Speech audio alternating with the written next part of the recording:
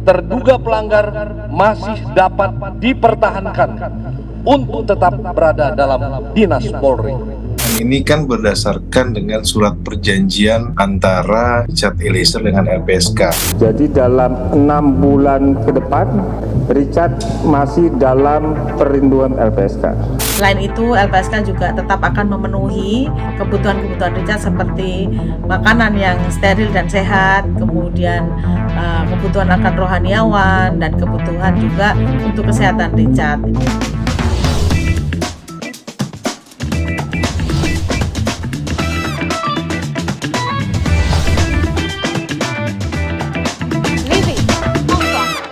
Hai, balik lagi di Livy On Point, masih bersama saya Liviana Cerlisa. Nah, kalau kita lihat tadi perjalanan kasus Richard Eliezer sekarang sudah inkrah, vonisnya 1 tahun 6 bulan penjara. Tapi meskipun sudah inkrah, LPSK yang sejak awal ini jadi sorotan dan mendampingi proses hukum terhadap Richard Eliezer ini tak kemudian lepas tangan. Ada masa perpanjangan selama 6 bulan yang kemudian diberikan oleh LPSK untuk Richard Eliezer. Yang jadi pertanyaan, kenapa sih sudah vonis tapi tetap harus dilindungi? Memangnya ada ancaman nyata untuk icat panggilan untuk Richard Eliezer? Sudah bersama saya di sini Edwin Partogi Pasaribu, beliau adalah Wakil Ketua LPSK. Pak Edwin, apa kabar? Baik, alhamdulillah Mbak Livi. Jadi pertanyaan pertama buat Pak Edwin, kenapa sih udah vonis masih harus diperpanjang masa perlindungan buat Eliezer? Ya, inilah memang bedanya LPSK dengan penyidik, dengan penuntut umum, dengan hakim. Ya, penyidik itu selesai P21, selesai tugasnya. Ya kan? Jaksa dan hakim selesai vonis, selesai tugasnya. Tapi LPSK itu belum selesai. Gitu. Karena kebutuhan orang atas perlindungan itu bisa mulai dari proses penyelidikan sampai dengan pasca vonis inkrah. Jadi perlindungan itu tidak linear dengan perjalanan proses hukumnya, gitu. Jadi sepanjang dari proses hukum yang sudah inkrah itu ternyata masih dibutuhkan perlindungan karena ada situasi tertentu, ya karena ada hak yang harus dipenuhi, maka itu masih bisa diberikan, gitu loh.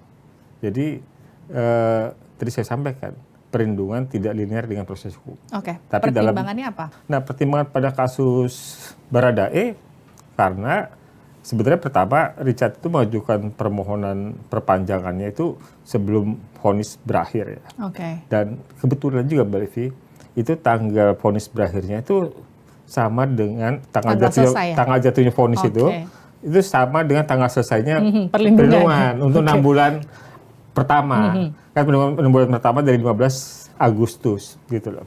Nah, kalau dia kemudian kita baru tahu apa ya kemudian divonis 1 tahun 6 bulan dan diakui oleh hakim sebagai justice collaboratornya. Kalau dalam konteks justice collaborator itu memang di undang-undang ada 2 hal Mbak Livi yang diatur. Satu ada penanganan khusus. Satu lagi ada reward. Oke, apa bedanya? Kalau penanganan khusus misalnya dia dipisahkan dari tersangka lainnya, pemisahan penahanan. Oke. Ada juga yang kedua pemisahan pemberkasan. Jadi berkasnya tidak disatukan dengan terdakwa lainnya. Ya, penanganan khusus yang ketiga dia bisa diperiksa dalam persidangan maupun diperiksa di proses penyidikan tanpa hadir, tanpa berhadapan langsung dengan terdakwa lainnya. Nah itu juga dalam praktek di penyidikan maupun ketika di persidangan itu sudah dipraktikkan, gitu loh.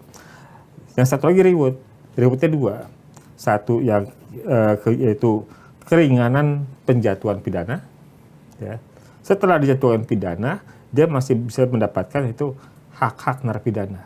Oke. Jadi, nah hak-hak narapidana ini memang menjadi wilayahnya Kemenkumham, wilayah Direktur Jenderal Pemasyarakatan. Ya. Jadi itulah yang saat ini yang kemarin kita saksikan, misalnya Eliezer ditahan, dieksekusi di Salemba, tapi kemudian ditempatkan di rutan Barreskrim, ya. Nah, LPSK masih ada kewajiban terhadap Eliezer, ya, sebagai bagian dari reward dia sebagai justice collaborator itu pemenuhan hak narapidana. Pemenuhan hak narapidana itu ada macam-macam. Oke. Ada remisi, ada cuti menjelang bebas, ada asimilasi, ada pembebasan bersyarat, gitu. Begitu, Mbak Livi. Oke, kalau kita lihat dari awal kan kasus tewasnya Yosua dengan salah satu eksekutornya Eliezer ini kan kemudian peran LPSK kan disorot cukup dominan ya, mulai dari penentuan Icat sebagai GC, perlindungan, sampai di momen persidangan pasca vonis kita lihat bagaimana kemudian pengawalan dari LPSK, bahkan sejujurnya itu menyulitkan awak media untuk mengambil ekspresi Icat karena langsung diamankan gitu. Saya mau nanya dari awal nih Pak Edwin, emang keamanan Icat segitu terancamnya Pak? Sejauh Richard dalam perlindungan LPSK, Icat aman. Icat aman? Icat aman. Itu yang jadi pertanyaan, kalau LPSK udah nggak ada terus gimana gitu? Ya kan sebenarnya kebutuhannya nanti kalau memang Richard masih membutuhkan dan kemudian berdasarkan evaluasi LPSK juga pasti diperlukan perlindungan, masih bisa lagi diperpanjang. Dari awal tuh ada nggak sih ancaman yang kemudian membahayakan seorang Richard Eliezer sebetulnya dari awal? Dari awal? Ada. Ada? Ada. Kayak apa bentuknya? Ya nanti kita bicara di luar panggungnya aja. Off air. Itu menjawab kenapa kadang tuh kalau kita berasumsi gini, ini dia polisi kan, Brimob pula, terus tapi udah selesai vonis, tapi bagaimanapun Brimob itu punya keahlian khusus. Tapi maksud saya ketika kemudian selesai vonis, kemudian LPSK langsung meneruskan, kita perpanjang perlindungannya selama 6 bulan. Orang mungkin akan ada yang berpikir, oh ya oke, ini mungkin tindak lanjut dari apa yang dilakukan LPSK seperti yang tadi Pak Edwin jelaskan. Tapi kalau orang seperti saya dan kawan-kawan yang lain berpikirnya justru, kenapa emang ada ancaman lagi buat Icat? Kenapa emang bahaya ya gitu? Emang Icat tuh dalam keadaan yang bahaya ya sampai perlindungannya harus diperpanjang 6 bulan gitu? Sewaktu Richard belum dalam perlindungan LPSK, dia ditetapkan sebagai tersangka, itu kalau nggak salah tanggal 3 Agustus tahun lalu ya. Kami tuh sudah wanti-wanti. Gitu. Wanti-wanti gimana? Ya wanti-wanti, pastikan Icat tidak sakit, tidak keracunan, tidak bunuh diri, tidak ada perkelahian di dalam sel. Oke. Iya, karena dia aktor penting untuk mengungkap perkara ini. Itu waktu itu dia belum menjadi justice collaborator. Belum dalam perlindungan LPSK. Belum dalam LPSK. Tapi sudah concern ke sana LPSK. Kami sudah concern, kami sudah ingatkan itu, ya kan, gitu. Jangan sampai kemudian ada katanya sesama tahanan berantem, ribut, kemudian meninggal, ya kan. Jangan sampai kemudian berakhir bunuh diri, gitu, ya, begitu kan, gitu. Ya, artinya kami sudah melihat atau sudah mengantisipasi lah supaya memang keterangan Richard ini bisa sampai pengadilan, gitu loh, ya. Ya tentu menurut kami itu juga bisa dipahami oleh publik ya, bahwa kasusnya kan sejak awal menurut kita kan unik. Ada orang mati di rumah jenderal, gitu, ya kan. Di awal katanya tembak menembak lagi kan, gitu, tembak menembak di rumah dinas jenderal, gitu loh. Jadi unik sejak awal gitu. Setelah kemudian kita dalami, ya kita makin punya keraguan-keraguan yang menurut kita memang ada beberapa hal yang ganjil, yang janggal, ya kan, yang membuat kita di awal itu kan menolak permohonan dari Ibu PC dan juga menolak permohonan dari Baradae, ya kan, dalam perkara yang katanya tembak menembak dan perbuatan asusila, gitu loh. Karena kan kami kan menghimpun banyak informasi, bukan hanya dari pemohon, juga dari yang lainnya, dan kami mendapatkan fakta-fakta, keterangan-keterangan yang menunjukkan hal-hal yang menimbulkan keraguan terhadap versi yang pertama itu. Jadi sudah diselidiki lebih dulu oleh LPSK, baru kemudian memutuskan bentuk perlindungannya, Pak Edwin tadi seperti yang saya tanyakan, dijaga betul-betul selalu ada di sebelah sampai Icat tidur pun ada yang standby di sebelah atau gimana sih Pak? Iya, jadi bukan berada dalam selnya Richard. Tapi berada paling dekat dengan Richard di dalam rutan. Berarti akan ada selalu orang LPSK yang melekat. 24 jam. Melekat. Iya. Oke. Makanan Icat pun itu disiapkan oleh LPSK. Sejak awal. Sampai hari ini kita ngobrol. Sampai hari ini. Sampai 6 bulan ke depan. Sampai 6 bulan ke depan. Oh wow. Terus untuk misalnya penanganan Icat, misalnya dia sakit atau misalnya ada kunjungan, gimana Pak? Harus izin LPSK. Kalau dokter kami menyediakan. LPSK yang menyediakan dokter? Iya.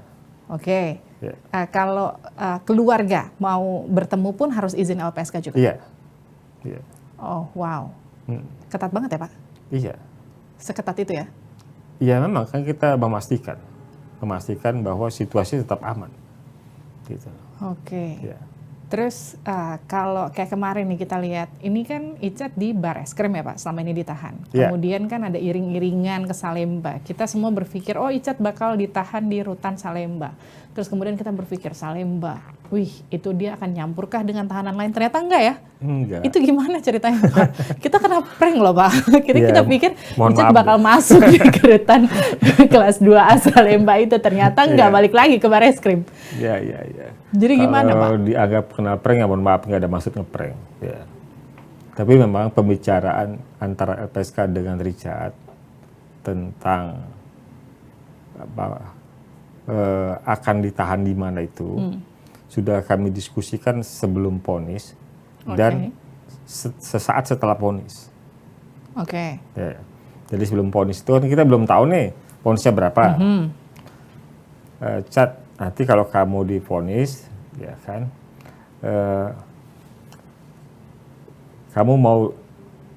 kami punya beberapa alternatif lapas yang di situ kamu bisa menjalani pidana, nah, gitu loh, ya kan, baik yang di Jawa maupun yang di luar Jawa, gitu. Karena LPSK juga sudah beberapa kali punya kerjasama lah dengan beberapa lapas tersebut. Oke. Nah, karena kita belum kebayang vonisnya berapa. Walaupun ya Mbak, dalam yang sebelum vonis itu, ketika saya tanya ke Icat nih ya, Cat, kira-kira kamu divonis berapa, Cat? Kayaknya di bawah 2 tahun, Pak. Ih, pede banget ya. Jadi punya indra keenam, Pak. Ternyata Ternyata yang bener ya? Ternyata bener. Dia yang bener. Nah, kemudian ketemu sesaat setelah vonis, ketemu di rutan Bareskrim lagi, ya kita obrolin lagi. Ternyata kan vonisnya cuma segini. Ya. Menurut kamu gimana? Tetap kita ke lapas atau kita tetap di sini saja? Ya mungkin kita lebih baik di sini aja Pak, karena kan nggak begitu lama, gitu. Ya, dan menurut kami juga ada benarnya sih, karena dalam pandangan LPSK juga kami punya pandangan beberapa hal ya, punya alasan ya. Pertama, kan rutan di Bareskrim itu sebenarnya relatif lebih steril. Oke. Kenapa? Ya rutan itu kan di bawah tanah, ya kan? Dan nggak banyak pengunjung, nggak banyak tahanan. Oke. Ya kan? Richard itu ada di dalam satu sel sendiri, tidak bersama dengan tersangka lainnya, ya kan? Kemudian LPSK juga punya akses yang terdekat dengan Richard di rutan Bareskrim, gitu loh. Sementara kalau kita di lapas, ya lapas kita Penuh. Tapi itu bukannya wewenang kejaksaan, Pak Edwin? Ya betul, wewenang kejaksaan. Sangat betul, wewenang kejaksaan. Lapas kita penuh. Kalau kita mau minta satu sel sendiri untuk Richard, waduh, yang lain aja udah susah bernapas. Yang lain aja pet-petan di dalam, Richard minta satu sel sendiri. Iya kan, udah susah bernapas. Apalagi minta ada tempat khusus untuk LPSK, makin juga susah. Ya. Ya hal itu yang kita komunikasikan dengan pihak Dirjen Pas, dengan pihak kejaksaan, dengan pihak karutan di Bareskrim, ya, yang mereka semua menyetujui gitu loh. Jadi kalau kemarin Mbak Livi lihat ke lapas Salemba, itu pelaksanaan administrasi. Oke, jadi itu cuma administrasi. Administrasinya di Salemba, penempatannya di rutan Bareskrim. Gitu. Ya sebenarnya sudah kami bicarakan sejak minggu lalu, yang sudah kami tuntaskan itu. Cuma kan kami nggak mungkin mendahului eksekutor kan jaksa. Gitu. Pak Edwin, kalau kita lihat kan dari tadi kita ngobrol nih perlindungan LPSK buat Richard Eliezer itu kan saya bisa bilang itu luar biasa. Ini standar memang untuk semua orang yang dilindungi LPSK dalam posisinya sebagai JC, ataukah memang ini karena memang ada kekhususan, karena memang kasus ini punya pressure dan juga sorotan yang besar oleh masyarakat? Sebenarnya standar, Pak Livi. Memang begitu? Memang begitu. Sayangnya tidak semua terlindung LPSK di perkara lain Tersorot media dengan baik ya? mendapatkan sorotan kamera. Ya. Saya bisa kasih contoh begini, Mbak Livi. Pada kasus kerangkeng manusia di Langkat, Yes. kapan tuh kasus? Dari Beberapa bulan yang lalu. Tahun lalu kan? Yes, tahun lalu kurang lebih. Itu kan dari bulan Maret, Pak ya. Sampai sekarang LPSK masih melekat sama para korbannya Oke. di Langkat. Gitu. Berapa kilometer dari Jakarta ya. Sumatera Gitu. Utara gitu. Sumatera Utara. Gitu ya. Itu korbannya nggak satu, lebih dari satu. Terlindungnya tidak satu, Eliezer cuma sendiri. Ini lebih dari satu. Oke. Gitu. Treatmentnya sama? Sama, kami punya staf, punya anggota, punya pasukan yang memang kami tugaskan di sana, gitu. Oke. Yang kami gilirkan pada setiap minggunya, gitu. Ya, jadi mereka memastikan para terlindung kami di Langkat itu aman, gitu loh. Nah, termasuk ketika mereka bersidang, ketika mereka memberikan kesaksian, Oke. ini suatu hal yang mungkin nggak umum di persidangan ya, sebagaimana juga sempat kemarin Mbak Livi mungkin lihat di persidangan Eliezer, gitu loh. Itu saksi terlindung LPSK korban itu yang hadir di persidangan itu pakai tutup muka, Oke. jadi yang kelihatan cuma matanya aja, gitu loh. Pak Edwin, LPSK itu di bawah siapa sih, Pak? Independen, Independen ya? independen, Oke. tidak di bawah kementerian, Tidak di bawah kementerian ya? iya independen. Kami bertanggung jawabnya kepada presiden Langsung ya? langsung, ya. Oke. Ya, jadi kami bertanggung jawab pada presiden. Kami lapornya kepada DPR. Oke. Nah, Pak, kalau misalnya kasus-kasus yang kemudian banyak jadi sorotan, terus kemudian mereka mau minta perlindungan LPSK, itu gimana? ya harus mengajukan permohonan. Permohonan? Iya. Seperti yang kemarin kita lihat, Bu PC aja ngajuin permohonan, kemudian assessment dulu gitu ya? Betul. Assessmentnya kayak apa sih, Pak? Ya kan kita harus memastikan. Pertama di undang-undang disebutkan, Mbak Livi. Si pemohon ini punya sifat penting keterangan nggak? Oke. Keterangannya penting atau enggak untuk dilindungi? Ya, kira-kira kalau gitu bahasanya undang-undang begitu. Ya, bahasanya Mbak Livi yang tepat lah. Dia punya keterangan nggak yang penting untuk kemudian untuk dilindungi, untuk mengungkap perkara itu. Yang kedua, ada ancamannya nggak? Oke. Tingkat ancamannya seperti apa? Gitu. Ancamannya bisa aktual, bisa potensial, segala macam. Ya kan. Kemudian, gimana dengan situasi medis psikologisnya? Oke. Ada dampak nggak dari perbuatan pidana tersebut dengan kondisi fisik dan psikisnya, gitu loh, ya kan? Ada luka atau ada trauma, gitu loh. Itu juga kami periksa. Yang terakhir yang kami periksa, kami dalami siapa ini orang, track recordnya seperti apa, dia pernah melakukan kejahatan apa enggak, gitu loh. Bukan berarti juga yang pernah melakukan kejahatan nggak bisa dilindungi, tidak. Tetapi kita tuh tahu ini yang mau kita lindungi siapa sih, Oke. ya kan?